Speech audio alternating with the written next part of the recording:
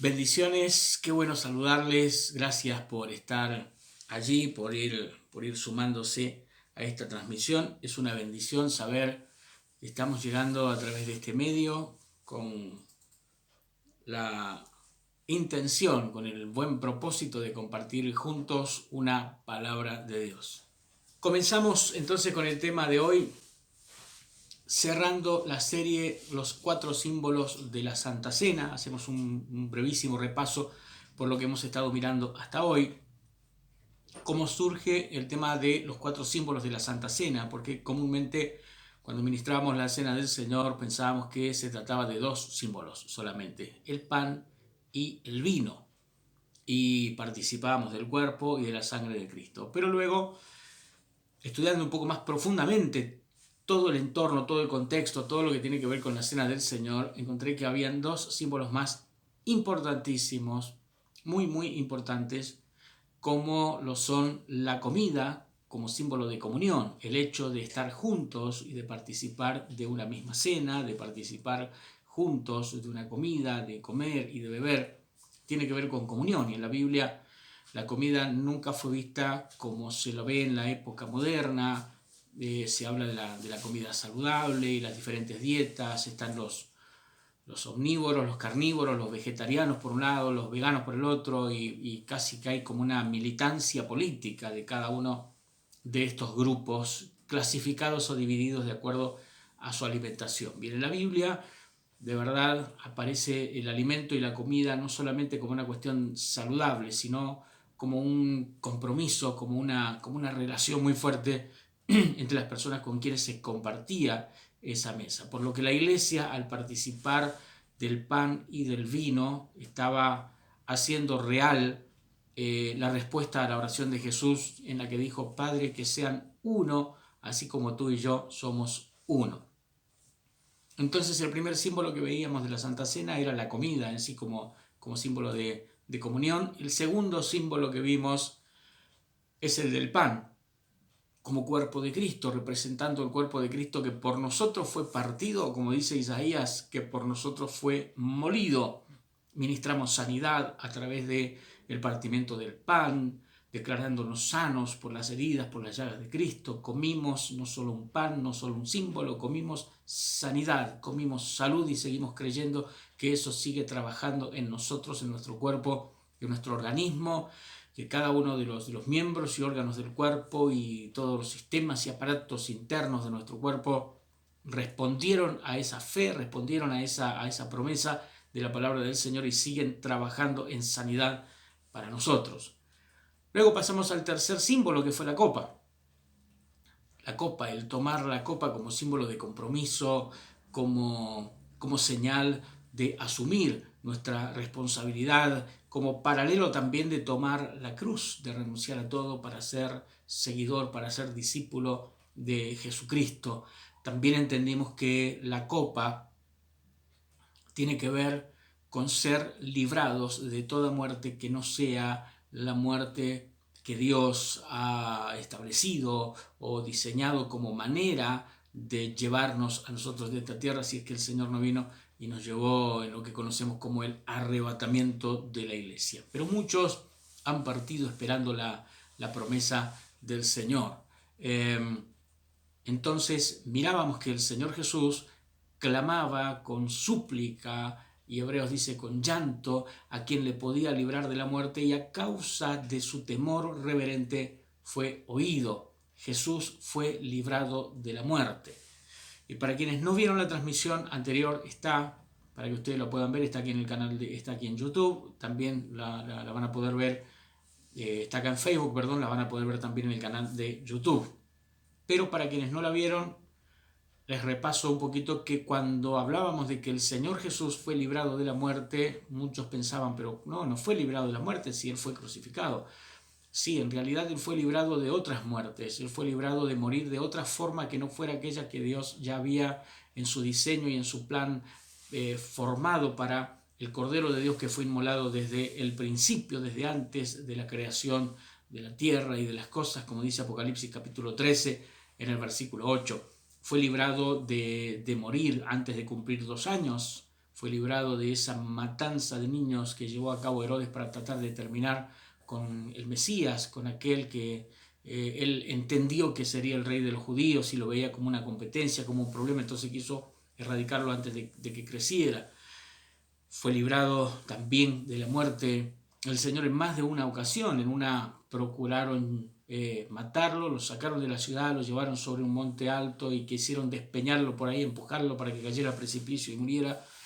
Y fue librado de eso. Eso está en Lucas capítulo número 4 en los últimos versículos. Fue librado también de morir como consecuencia de los planes de Satanás de que se arrojara él desde el pináculo del templo, tentando a Dios a que enviara a sus ángeles para que le guardaran allí.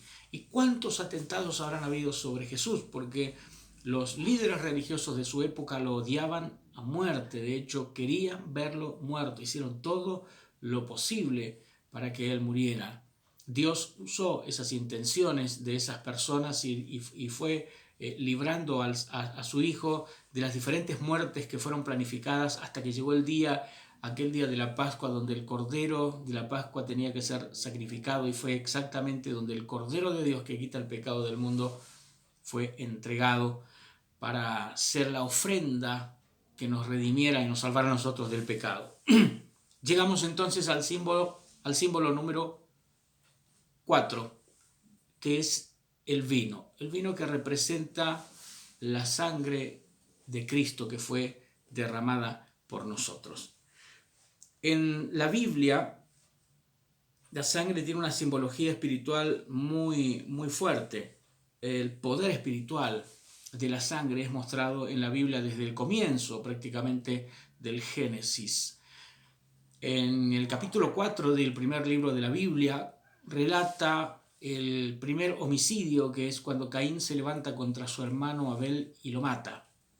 Y en el versículo 9, allí Dios le reclama a Caín qué ha hecho con su hermano. ¿Dónde está tu hermano?, le pregunta Dios. Y Caín responde de mala manera, dice: ¿acaso soy yo el guarda de mi hermano? Es decir, como qué sé yo dónde está, o no sé dónde está, o no sé qué le pasó, como si Dios no supiera lo que él había hecho. Entonces en el versículo 10 relata allí que Dios le dice: ¿qué hiciste? La voz de la sangre de tu hermano clama a mí desde la tierra. Y ahí se introduce una figura muy importante con respecto al rol y al lugar que la sangre ocupaba, de acuerdo a la mirada que Dios tiene sobre este elemento. Y Dios le dice: la voz de la sangre de tu hermano clama a mí desde la tierra. Y aprendemos allí dos cosas. Aprendemos que la sangre tiene una voz que puede ser escuchada por Dios. Aprendemos también que la sangre puede clamar pidiendo justicia por aquel que fue muerto y que inocentemente su sangre fuera derramada. Es decir, la sangre tiene una voz y la sangre tiene un reclamo que Dios puede entender y que Dios puede escuchar y que Dios puede recibir. El Señor Jesús se refiere a Abel como el primer mártir y habla de que esa sangre de los mártires, incluso desde Abel, dice él, desde Abel en adelante, es una sangre que sigue todavía clamando y pidiendo justicia. Ahora, ¿cuánto tiempo pasó desde aquel primer episodio violento en el que Caín se levantó contra su hermano Abel y le mató? Sin embargo, como lo miramos en la serie de los 5 elementos del tiempo, en la eternidad de Dios no existe un pasado ni existe un futuro, existe un presente continuo. Por eso Dios es el yo soy. Él está viendo todo lo que ocurrió, todo lo que pasa y todo lo que va a pasar. Lo está viendo como si estuviera ocurriendo exactamente ahora. Dios está en el principio, en el desarrollo y en el final de todas las cosas. Él es el que ve todas las cosas antes de que empiecen y Él las ve después que finalizaron, aun cuando todavía para nosotros no ocurren. Pero como Dios está en la eternidad, Dios habita, dice Isaías, en la eternidad. Él está viendo todas las cosas que pasaron, las que pasan y las que van a pasar como si estuvieran ocurriendo ahora. Es decir, es como si hoy mismo estuviera Caín levantándose contra Abel y matándolo y esa sangre estuviera fresca todavía siendo derramada sobre la tierra. Entonces, el entender esto, que Jesús lo menciona a Abel no solamente como el primer mártir, sino hasta que lo menciona como un profeta. Dice la sangre de los profetas desde Abel hacia adelante. Fíjese el concepto de mostrar a Abel no solamente como uno de los hijos de Adán, como un muchacho que quería agradar a Dios, a quien lo conocemos como que era el que preparaba el mejor cordero para llevarlo y ofrecerlo al Señor en sacrificio, sino que era un profeta. Abel era un profeta que fue asesinado por su hermano. Y esa sangre de ese profeta que fue derramada clama pidiendo justicia. Si bien en este caso podríamos tener dos miradas sobre el caso del derramamiento de la sangre de Abel. Uno, una mirada que podríamos llamar la mirada policial del asunto, y es que se comete un delito, hay un culpable, hay una víctima, hay un testigo que es Dios, hay un juicio y hay una sentencia. Allí Caín fue expulsado y vivió como errante, es decir, hubo una sentencia. Podríamos decir que cuando hay una sentencia, bueno, ya está, ya se hizo justicia y cierra el caso, pero espiritualmente el caso no cerró, porque la sangre seguía clamando y pidiendo que se hiciera justicia. Cuando uno ve hechos policiales, cuando uno ve hechos violentos de derramamientos de sangre, la gente piensa que se cierra el caso con que el delincuente vaya preso, con que quede detenido, incluso la propia familia de la víctima, cuando el delincuente es apresado y el homicida recibe una sentencia muy alta y una pena muy dura, ellos dicen, bueno, ahora nuestro familiar va a poder descansar en paz porque se hizo justicia. Pero el asunto es que la fiscalía cierra el caso, la justicia terrenal cierra el caso, pero ese caso todavía sigue abierto. Toda esa sangre que está siendo derramada y que va cayendo sobre la tierra es una sangre que sigue pidiendo justicia y que es un contaminante para la tierra. El derramamiento de sangre es uno de los contaminantes más fuertes que tiene la tierra. Lo enseñábamos esto en la primera serie de liberación cuando tocamos el punto de cómo liberar lugares y hablábamos de la influencia que tiene espiritualmente el derramamiento de sangre sobre la tierra.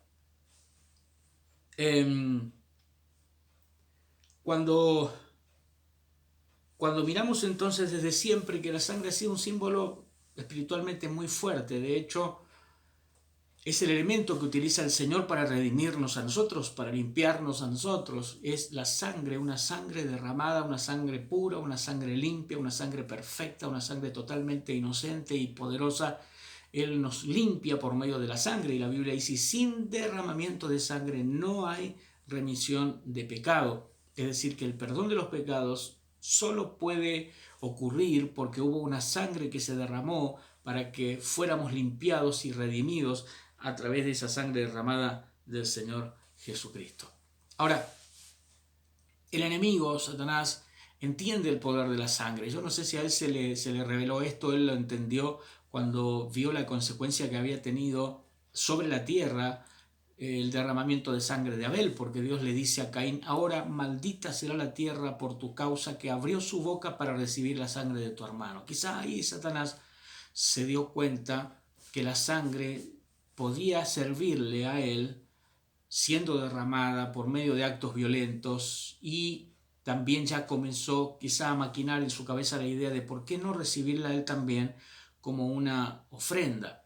Entonces es que los satanistas, los adoradores de Satanás y los brujos y todo este tipo de sectas que involucran o incluyen los sacrificios y las ofrendas y los derramamientos de sangre, lo ven como una ceremonia, como un ritual que a ellos les ayuda a adquirir poderes, es decir, sienten que una nueva fuerza, una nueva energía entra y se apodera de ellos a través de ese derramamiento de sangre. La sangre entonces tiene un poder espiritual muy fuerte. Los profetas de Baal, ¿se acuerdan ese pasaje en primer libro de Reyes cuando Elías confronta a los 450 profetas de Baal y a los 400 profetas de Acera? O al revés, 400 de Baal, 450 de Acera, 850 profetas paganos en total contra uno solo, que era el profeta Elías. Y la Biblia cuenta que los profetas de Baal, a quienes Elías les cedió el turno primero de ser ellos quienes comenzaran sus invocaciones para ver que Dios respondía por fuego y consumía el holocausto que había sido puesto sobre el altar. La Biblia cuenta que los profetas de Baal comenzaron a danzar, comenzaron a hacer sus danzas rituales alrededor del altar desde la mañana y hasta el mediodía, y que nada ocurría. Entonces la invocación no funcionaba, las danzas rituales no funcionaban, y fueron un nivel mucho más bajo todavía, que comenzaron, dice la Biblia, a sajarse con cuchillos y con lanzas conforme a su costumbre.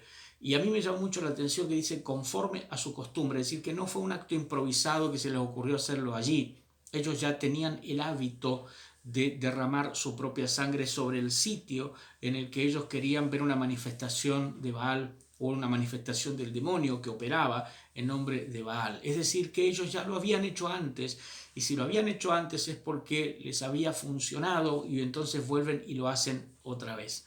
De la danza ritual, de los gritos e invocaciones y oraciones y pedidos a Baal que ellos hacían cuando gritaban Baal, respóndenos, esos gritos y esa ceremonia y esa danza ritual no les estaba funcionando. Entonces pasaron a un siguiente nivel, y es el derramar su propia sangre sobre ese lugar, convirtiéndose ellos mismos primero en una ofrenda de sangre humana derramada sobre ese lugar. De todas maneras tampoco funcionó. Ese territorio ya había sido, a través de un profeta representando a Dios, Elías, ese territorio ya había sido tomado. ¿Y por qué Elías dejó que ellos tomaran la iniciativa e hicieran sus rituales e invocaciones? Porque Elías sabía, como ministro de Dios, que había una hora en la que había que ofrecer el sacrificio, había un horario que Dios había estipulado, y él quería hacer las cosas no solo en la manera que había que hacerlo, sino también en el tiempo en que había que hacerlo. Las formas y los tiempos no son detalles menores, son cosas que están allí por alguna razón. Entonces, cuando llegó la hora del sacrificio, dice la Biblia, fue allí cuando Elías restauró el altar y acomodó las piedras y limpió todo, y entonces hizo ese acto profético de derramar el agua sobre ese altar y de unir las 12 piedras para conformar el altar, aunque en ese tiempo las tribus estaban divididas en Judá e Israel por un lado, 10 tribus de un lado, 2 tribus del otro. Él juntó las 12 piedras, entendiendo que el ideal de Dios era la unidad de su nación y de su pueblo, y sobre ese símbolo de unidad él puso el animal para el holocausto, y bueno, oró a Dios y Dios respondió por fuego. Fue maravillosa aquella experiencia. Pero los profetas de Baal habían intentado tomar ese lugar, tomar ese territorio por medio del derramamiento de su propia sangre. En la Biblia, en el Salmo 106, versículos 37 y 38, menciona que los hebreos habían contaminado la tierra ofreciendo la vida de sacrificio de sus propios hijos. Mira lo que dice este salmo. Dice: sacrificaron a sus hijos y sus hijas a los demonios, y derramaron la sangre inocente, la sangre de sus hijos y de sus hijas, que ofrecieron en sacrificio a los ídolos de Canaán, y la tierra fue contaminada con sangre. Fíjese que ellos habían caído en tal perversión espiritual, en tal desviación, que se convirtieron en personas que hacían sacrificios humanos. Sus propios hijos eran sacrificados y entregados en altares demoníacos. Y la Biblia dice que esta sangre inocente derramada contaminó la tierra. La contaminó a la tierra. Bien, quiero avanzar un poco más sobre el tema de la sangre. Vemos la sangre aplicada con relación a protección, a cobertura y a ser resguardados en aquella noche en Egipto de la muerte de los primogénitos, cuando la orden de Dios, la instrucción de Dios para Moisés y luego a través de Moisés para el pueblo era que en aquella noche se reunieran todas las familias y quedaran encerradas en su casa y cerraran las puertas y se quedaran allí adentro comiendo de la carne del cordero y del pan sin levadura y de las hierbas amargas, y que compartieran con las familias más pequeñas para que no sobrara nada de comida, porque no tenía que sobrar nada de comida. Pero anterior a eso, en el momento de matar al cordero, para no comer con sangre, se dejaba que esa sangre se derramara hasta que se desangrara completamente el animal. Pero en aquella oportunidad lo que se hizo con esa sangre fue empapar una especie de hisopos y marcar los dinteles de las puertas, pintar con esa sangre los dinteles de las puertas. Entonces, en esa noche de la muerte de los primogénitos en Egipto, vendría el ángel, miraría la sangre sobre las puertas en los dinteles y entonces pasaría de largo y no tocaría a nadie dentro de esa casa. Y acá permítanme abrir un paréntesis, porque mucho se ha debatido y se ha hablado acerca del poder de la sangre de Cristo. La sangre de Cristo es solamente para limpiarnos y perdonar nuestros pecados, es solamente como un agente limpiador, o también la sangre de Cristo tiene el poder de ser para nosotros una cobertura. Cuando leo este pasaje donde la sangre de un animal que simbolizaba, que representaba a Cristo, fue un símbolo de protección y de cobertura sobre la familia, entonces es cuando creo, y no digo creo en el sentido de duda, sino de creo en el sentido de fe, creo fehaciente y efectivamente, con total convicción, que la sangre de Cristo no solamente nos limpia, sino que también nos cubre y nos protege y nos resguarda, y que así como las familias hebreas en aquella noche estuvieron protegidos por la sangre de un animal pintado en el dintel, yo creo que nosotros estamos protegidos por la sangre real, la que fue simbolizada en aquella oportunidad, pero nosotros por la real, por la genuina, por la verdadera, por la del cumplimiento de aquel símbolo que ellos tenían, creo que somos guardados también y protegidos. No pintamos nosotros los dinteles de nuestras casas con sangre de ningún animal, pero sí creemos que nuestras vidas están pintadas con la sangre del Cordero. Creemos que esa sangre que fue derramada no solamente nos limpia, no solamente nos redime, sino también nos cubre y nos genera una cobertura y una protección espiritual. De hecho, más de una persona estando en una situación de opresión y de ataque espiritual, a veces hasta durmiendo o en sueños, el Espíritu Santo le ha traído a su memoria el proclamar la sangre de Cristo tiene poder y la sangre de Cristo me cubre. E inmediatamente la opresión se fue, el ambiente cambió. Si solamente fuera un elemento limpiador y no sirviera como cobertura o como protección, no generaría ninguna reacción en esa opresión. Pero cuando uno dice la sangre de Cristo tiene poder, es cuando ocurren cosas espirituales muy poderosas. Recuerdo en una oportunidad que estaba enseñando en una reunión sobre el poder de la sangre de Cristo. Era una reunión de pastores exclusivamente, de pastores y pastoras, y había un buen número de ministros de Dios allí en aquella oportunidad. Y estaba compartiendo este tema de la sangre de Cristo, del poder de la sangre de Cristo, mientras estaba hablando de la cobertura y el poder que la sangre de Cristo genera en nosotros. Escucho un ruido muy fuerte de algo que había caído, no sabía qué era lo que había caído, y cuando miro hacia donde venía el ruido era el sonidista que estaba en aquel momento encargado de la consola y del sonido en la iglesia, había caído manifestado al suelo.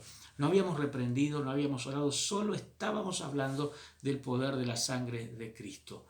Pero el ambiente se llenó de ese poder de Dios y el Espíritu Santo respaldó esa enseñanza que estábamos trayendo de tal manera que hubo la manifestación de una persona que tenía espíritus inmundos en su vida. Le ministramos liberación en ese mismo lugar.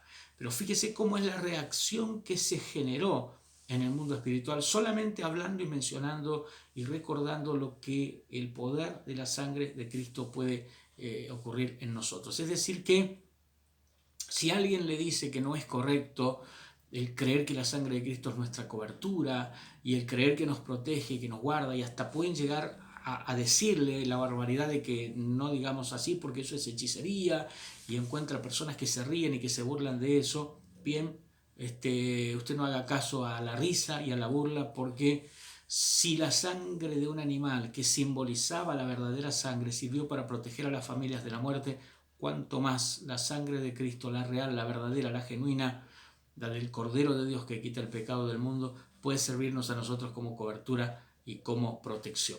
Cierro el paréntesis ahora de ese punto. Hebreos en el capítulo 9 es maravilloso como describe lo que esa sangre poderosa hacía. Hebreos capítulo 9, verso 18 al 22 dice: de donde que ni aun el primer pacto fue instituido sin sangre, porque habiendo anunciado Moisés todos los mandamientos de la ley a todo el pueblo, tomó la sangre de los becerros y de los machos cabríos con agua, lana escarlata e hisopo, y roció el mismo libro y también a todo el pueblo, los roció con esa sangre, diciendo: esta es la sangre del pacto que Dios os ha mandado. Y además de esto, roció también con la sangre el tabernáculo y todos los vasos del ministerio, y casi todo es purificado según la ley con sangre, y sin derramamiento de sangre no se hace remisión. Por eso cuando el Señor Jesús, la noche que fue entregado, y tomó el pan y tomó la copa y dijo: esta es el nuevo pacto que es hecho en mi sangre, que es derramada por vosotros, estaba tomando aquellas palabras de Moisés. Solo que Moisés estaba hablando del pacto anterior, por eso estaba hablando Moisés y estaba ministrando al pueblo y estaba derramando y rociando con sangre los elementos y todos los utensilios y derramando la sangre también sobre el pueblo, diciendo: esta es la sangre del pacto que Dios ha mandado. Pero luego viene Jesús con un nuevo pacto hecho en base a mejores promesas y con el pacto de una sangre de alguien que la derramaría una sola vez y para siempre. Hebreos capítulo 9 dice que el sacerdote tenía que entrar repetidas veces con sangre nunca propia, sino con sangre de animales. Sin embargo, cuando vino Cristo, entró una sola vez y para siempre, y no con sangre ajena, sino con su propia sangre. En el Señor Jesucristo se cumple el doble rol. Esto es maravilloso, el doble rol. Él es el Cordero y Él es el sacerdote que ofrece el Cordero del sacrificio. Cuando el Señor Jesús va hacia la cruz y cuando es torturado y cuando es golpeado y cuando es crucificado, Él es el Cordero en ese momento. Pero cuando Él entrega su vida, cuando Él dice: Padre, en tus manos encomiendo mi espíritu, inmediatamente el Señor desciende a las profundidades de la tierra, ya no como Cordero, sino como sacerdote. Pero no solamente eso, sino que Él, cuando asciende de nuevo, el Señor resucita y se le aparece a las mujeres. En Juan capítulo 20, del Evangelio de San Juan capítulo 20, en el versículo 17, cuando se acercan las mujeres al Cristo resucitado, Él les dice: no me toquen, porque aún no he subido a mi Padre y a vuestro Padre. Y dice: vayan y díganle a los discípulos: subo a mi Padre y a vuestro Padre, a mi Dios y a vuestro Dios. Eso ocurre en el versículo número 17 del capítulo 20 de Juan. 10 versículos más adelante, en el versículo 27, Jesús le dice a Tomás: Tomás, mete tu dedo en mi mano y mete tu mano en mi costado. Ahora, algo ocurrió. En esos 10 versículos algo pasó. Porque en el versículo 17 Él le dice a las mujeres que no lo toquen. Todavía no podían tocarlo porque Él aún no había subido como sacerdote a presentar en el lugar santísimo la sangre del Cordero para expiación de todo el pueblo. Pero luego en el versículo 27 sí le dice a Tomás que meta su dedo y que meta su mano, porque ahora sí ya lo podían tocar. ¿Qué ocurrió entre el verso 17 donde dice no me toquen y el verso 27 donde le dice mete tu dedo en mi mano y tu mano en mi costado? Ya el Señor había subido al cielo, había presentado la sangre, había ofrecido esa sangre. Eso que ocurrió entre el versículo 17 y el versículo 27 del capítulo 20 de San Juan está relatado en el capítulo 5 de Apocalipsis. Cuando Juan está viendo la visión y dice que abrieron un libro, había un rollo con 7 sellos y dice: y nadie podía abrirlo ni mirarlo. No se halló a nadie digno de tomar el rollo, de tomar el libro, ni de leerlo, ni de mirarlo. Y dice: y lloraba yo mucho porque no se había hallado nadie digno, porque eso significaba que estábamos absolutamente perdidos para siempre, sin posibilidad de remisión. Entonces Juan está llorando porque no hay posibilidad de salvación. Entonces, si nadie puede tocarlo, nadie puede leerlo, nadie puede abrirlo, entonces allí en el capítulo 5 de Apocalipsis dice que escucha una voz que le dice: no llores, porque el Cordero que fue inmolado, Él es digno de abrir el libro y de desatar sus sellos. Entonces dice que Él vio como un Cordero inmolado. Ahora, eso es glorioso, porque el capítulo 5 de Apocalipsis está relatando un acontecimiento que ocurrió entre el versículo 17 y el versículo 27 del capítulo 20 del Evangelio de San Juan. El Señor Jesús resucita pero no deja que lo toquen todavía porque aún no había subido al cielo. Es decir, que el Señor Jesucristo, después que resucita, sube 2 veces al cielo. La primera vez sube sin que nadie lo vea que Él sube, presenta su sangre y regresa. Cuando Él regresa se le aparecen los discípulos. Y luego cuando vuelve a subir otra vez, ya definitivamente para irse, es cuando lo ven en el capítulo 1, versículo 9 del libro de Hechos. Los discípulos lo ven que Él sube y entonces se quedan mirando y el ángel le dice, así vendrá como le habéis visto ir al cielo. Ahora, ¿qué ocurre con esa sangre preciosa del Señor? El capítulo 9 y el capítulo 10 de Hebreos son bien interesantes acerca de este tema porque nos cuentan algo, nos muestran que lo que ocurría en el tabernáculo era que el tabernáculo era como una réplica, le podríamos llamar como una especie de maqueta de lo que es el cielo. ¿Ves cuando en alguna construcción de un edificio, muchas iglesias, muchos ministerios están con el proyecto de construcción del templo y en la entrada a veces colocan una maqueta que muestra en una réplica a escala lo que va a ser realmente el edificio? Ahora, esa maqueta es exactamente igual, tiene todos los elementos, digamos, que va a tener el edificio real y aparece allí para que usted lo pueda ver, dónde va a estar el baño, dónde va a estar la plataforma, dónde va a estar sentada la gente, dónde va a estar el sonido, dónde va a estar el departamento multimedia. Y obviamente es todo lo que va a tener el edificio, pero no es el edificio, pero tiene todo lo que va a tener el edificio. Simboliza o representa, para que usted tenga una idea de cómo va a ser el edificio. Ahora, nadie puede entrar y congregarse allí, porque ese lugar es muy pequeño. Bien, el tabernáculo era esa maqueta, la maqueta del cielo. Era la maqueta del cielo. Entonces el sumo sacerdote, cuando ministraba aquí en el tabernáculo de la tierra, solo estaba tratando con símbolos, un lugar simbólico, elementos simbólicos, pero no eran lo genuino y lo real.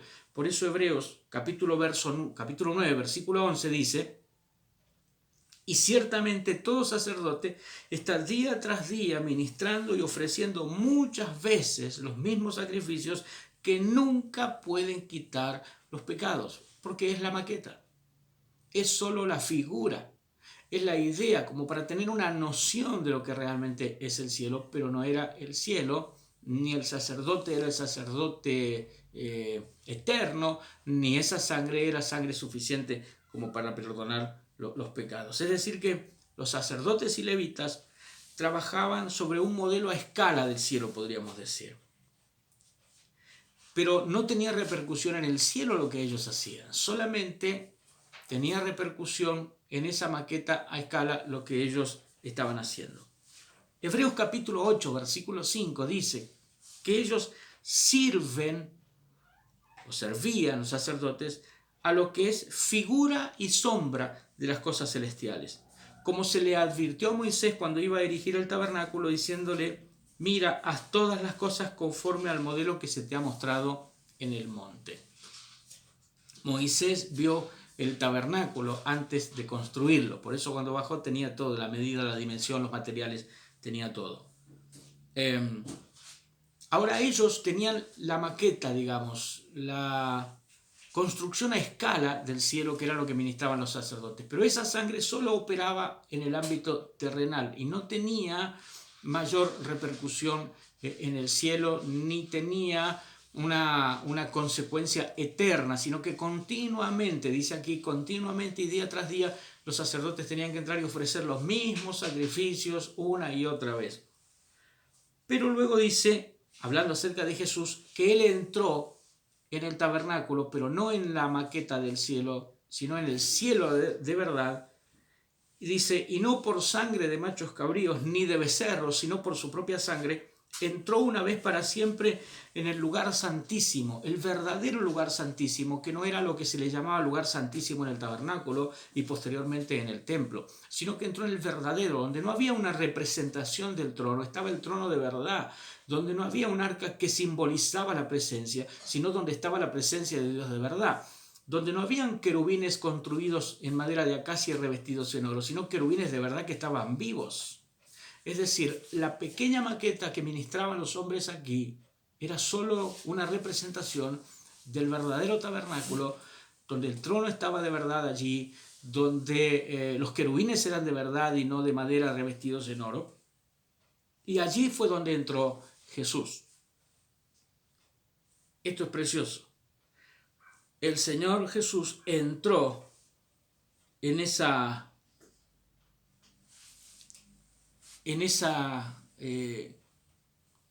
realidad, digamos, su cumplimiento de lo que venía ministrando simbólicamente aquí en la tierra. Ahora, en Hebreos capítulo 8, versículo 1 y 2 dice: ahora bien, el punto principal de lo que venimos diciendo es que tenemos tal sumo sacerdote, el cual se sentó a la diestra del trono de la majestad de los cielos, ministro del santuario y de aquel verdadero tabernáculo que levantó el Señor y no el hombre. Fíjese esto, una es el tabernáculo que construyeron, sí, con guía y directiva de Dios, pero no lo hizo Dios al tabernáculo del desierto. Tampoco fue Dios el que construyó luego el templo de Salomón o el siguiente templo en Jerusalén. Pero lo que sí, el tabernáculo real, el que Dios construyó, fue el cielo mismo. Cristo no ministró ni sirvió en el templo ni en el tabernáculo hecho por manos humanas, sino en el cielo real y en la tierra real, y no en las figuras o representaciones maquetas. Ahora mire, dice: fue pues necesario que las figuras de las cosas celestiales fueran purificadas así, ¿cómo? Con la sangre de los animales que se sacrificaban. Pero las cosas celestiales mismas, con mejores sacrificios que estos. Porque no entró Cristo en el santuario hecho de mano, figura del verdadero, sino en el cielo mismo, para presentarse ahora por nosotros ante Dios, y no para ofrecerse muchas veces como entra el sumo sacerdote en el lugar santísimo cada año con sangre ajena, y lo enfatiza. Y luego dice: ciertamente todo sacerdote está día tras día ministrando y ofreciendo muchas veces los mismos sacrificios que nunca pueden quitar los pecados. Pero Cristo, habiendo ofrecido una vez para siempre un solo sacrificio por los pecados, se ha sentado a la diestra de Dios, de ahí en adelante, esperando que sus enemigos sean puestos por estrados de sus pies, porque con una sola ofrenda hizo perfectos para siempre a los santificados. Eso es maravilloso. En Él tenemos redención por su sangre, el perdón de nuestros pecados. Ahora, la Biblia nos enseña en el libro de Colosenses, y permítame un segundo buscárselo y citárselo. En el capítulo 1 de Colosenses, allí vamos a encontrar una declaración bien interesante con la que quiero cerrar la transmisión para ministrar luego el símbolo de la sangre de Cristo, que es el vino. Que olvidé al comienzo que preparara usted allí en casa también una copa con un poco de vino simbolizando la sangre de Cristo para participar de ella al final de esta transmisión. Lo vamos a hacer juntos. Bien.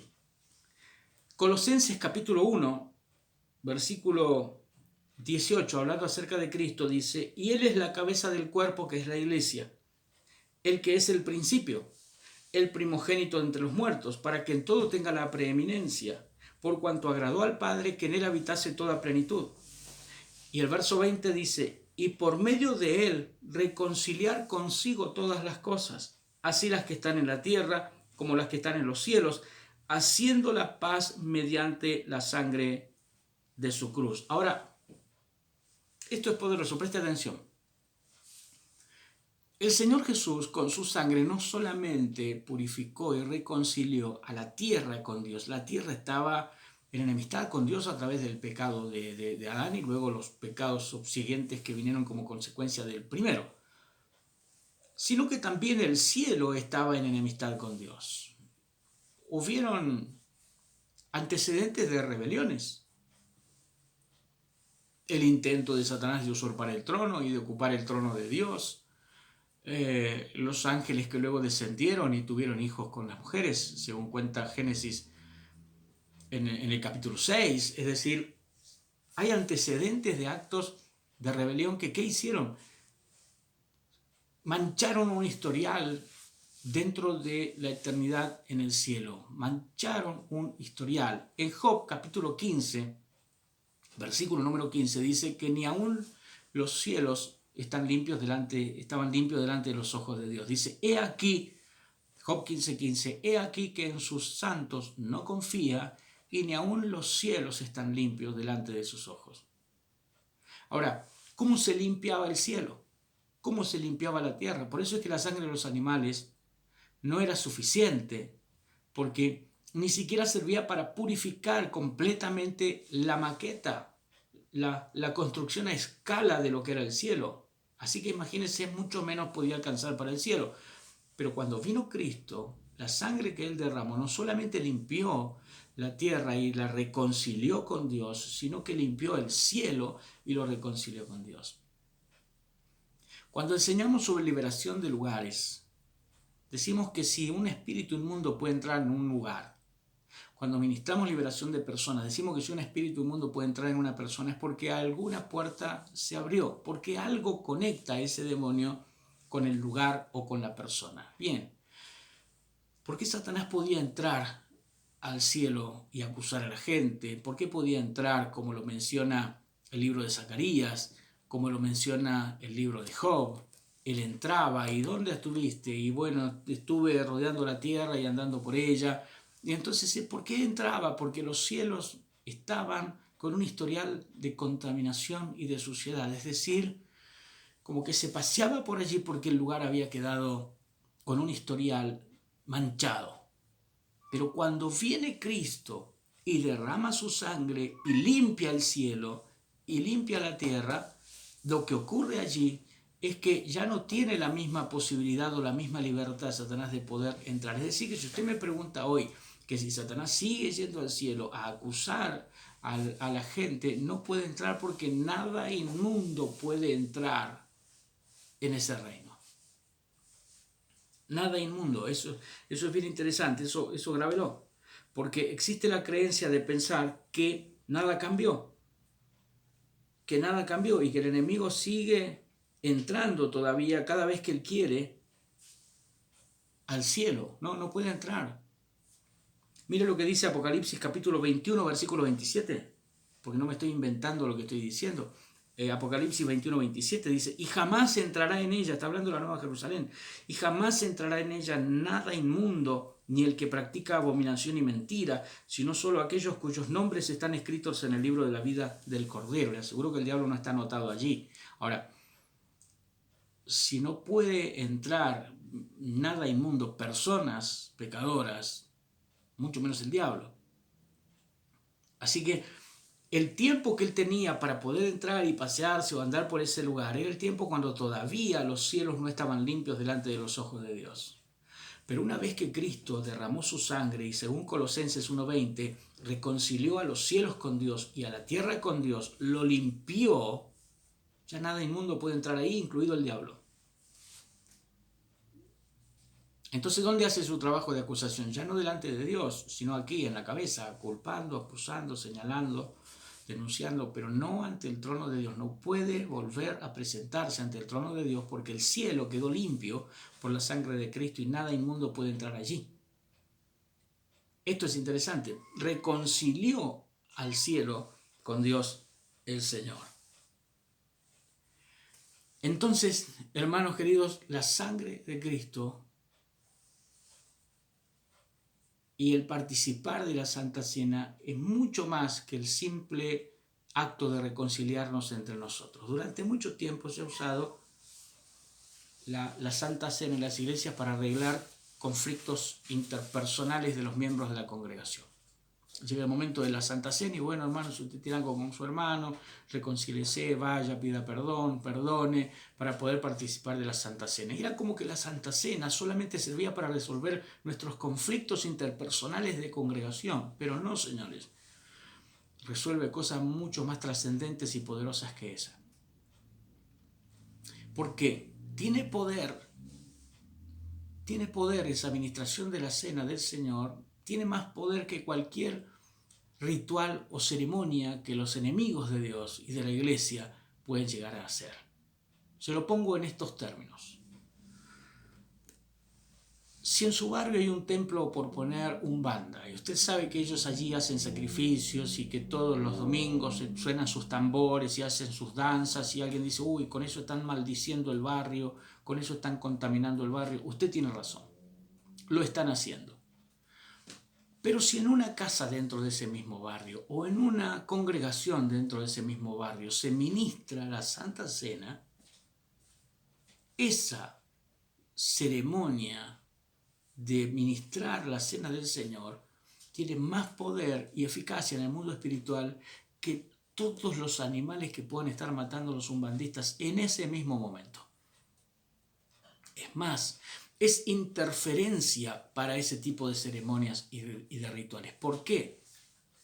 Porque esa sangre y porque ese pan y porque el participar de la Cena del Señor sirve para quebrar un historial de rebelión. Y le voy a compartir algo. Tómelo, entiéndalo con madurez, reciba esto en su corazón, entiéndalo como revelación espiritual. Hace unos años me tocó ministrar en una congregación aquí en nuestro país que había sufrido una división muy fuerte, una división muy grande. Intentar humanamente conciliar las partes parecía una tarea imposible. Entonces, a quien pastoreaba esa congregación le propuse romper el historial de rebelión, así como se rompió el historial de rebelión en el cielo con la sangre de Cristo, romper y quebrar ese historial de rebelión participando de una santa cena. Sorpresa, porque si anunciábamos con el clima que había allí que iba a haber una santa cena, iba a venir la mitad o no iba a venir nadie. Entonces, de manera sorpresiva, mientras quien pastoreaba esa congregación preparaba todos los elementos con un par de personas de su absoluta confianza y de reserva, llegó la congregación al culto y no sabían que ese día habría Santa Cena. Ministré sobre los símbolos, ministré sobre el perdón, y entonces ministramos la Santa Cena con el objetivo de quebrar el historial de rebelión de ese lugar. Pero también cuando ministramos la Santa Cena, también ministramos para quebrar el historial de rebelión que a veces sucede en los hogares. El historial de rebelión que a veces sucede en los hogares. Donde en la historia de esa familia, en la historia de ese hogar, hay un historial, una mancha de rebelión, de rebelarse contra las autoridades de los padres en ese hogar. Y quedó ese historial contaminado. Entonces es un territorio donde esos espíritus de rebelión, esos espíritus de falta de respeto, esos espíritus de anarquía y de desgobierno y de rebeldía tienen terreno fértil para ir y venir y moverse y manifestarse. Pero cuando ministramos la Cena del Señor, quebramos el historial de rebelión, anulamos ese poder de rebelión y reconciliamos a nuestra casa con Dios. Porque así como la sangre de Cristo reconcilió el cielo con Dios, reconcilió la tierra con Dios, cuando participamos de la Cena del Señor, estamos reconciliando el lugar con Dios. Por eso les decía que si ese mismo domingo están los satanistas haciendo sus ceremonias y sus rituales y matando y derramando su sangre, pero hay una congregación que está ministrando la Santa Cena, o hay una casa donde se esté participando de la Cena del Señor, esa Santa Cena tiene más poder en el mundo espiritual que todos los rituales y ceremonias que puedan estar haciendo los brujos alrededor. Porque si creemos que un templo satanista por sus cánticos y sus ofrendas están contaminando el barrio, creemos que cuando la iglesia participa de la Cena del Señor, lo que está trayendo al barrio es reconciliación. Porque es más poderoso lo que ministramos en Dios. Porque lo que el enemigo toma son copias.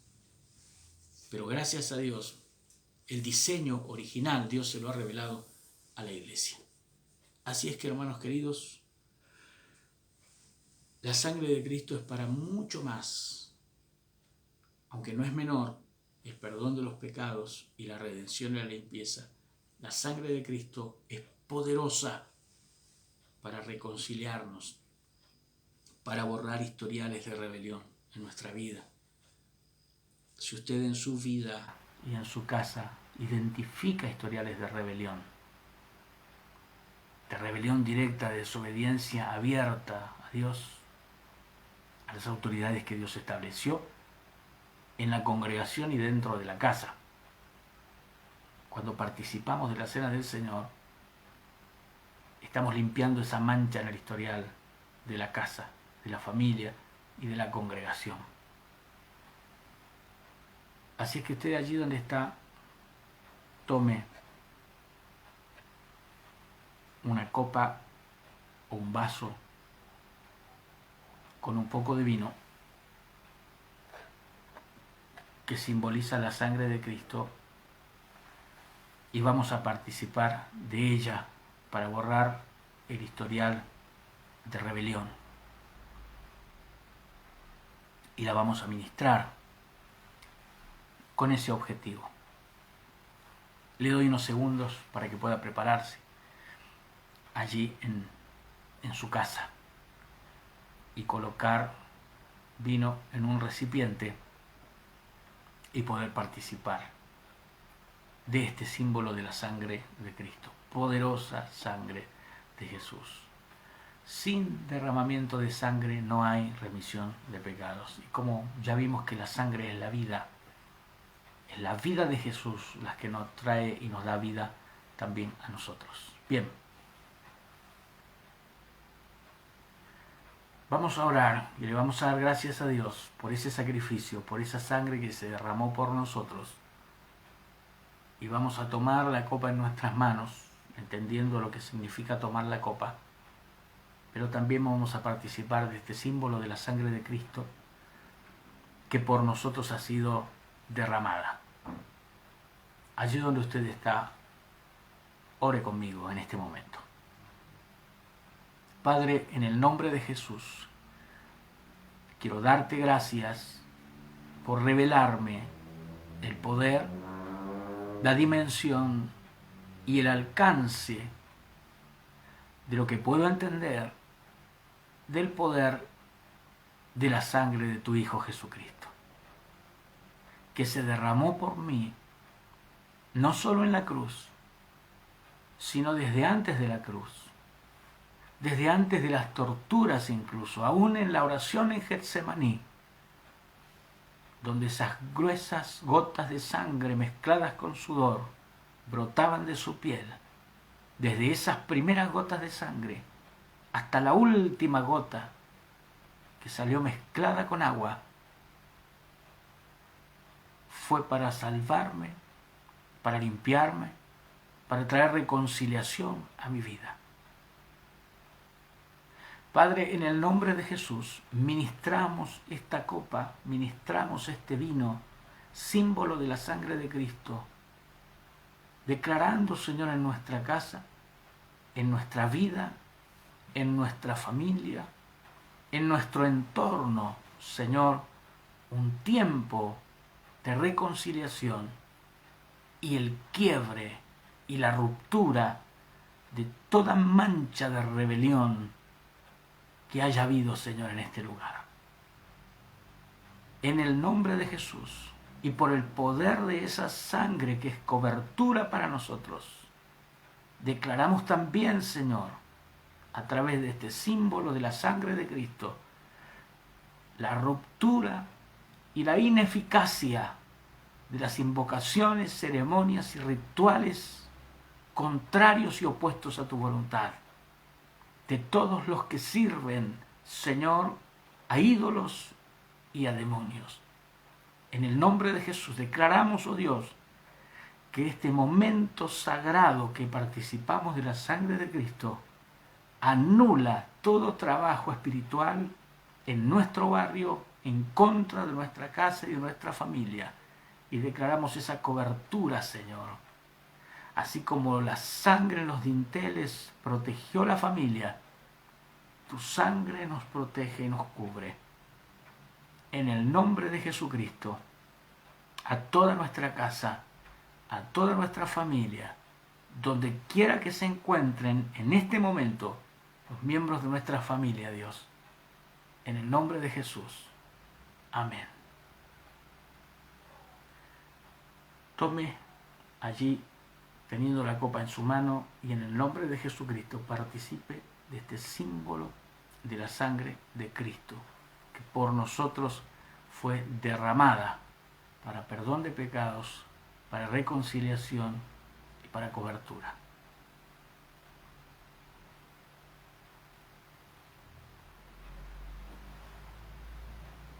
Puede allí en su casa seguir en oración, en adoración al Señor, ministrándole a Dios ahora a usted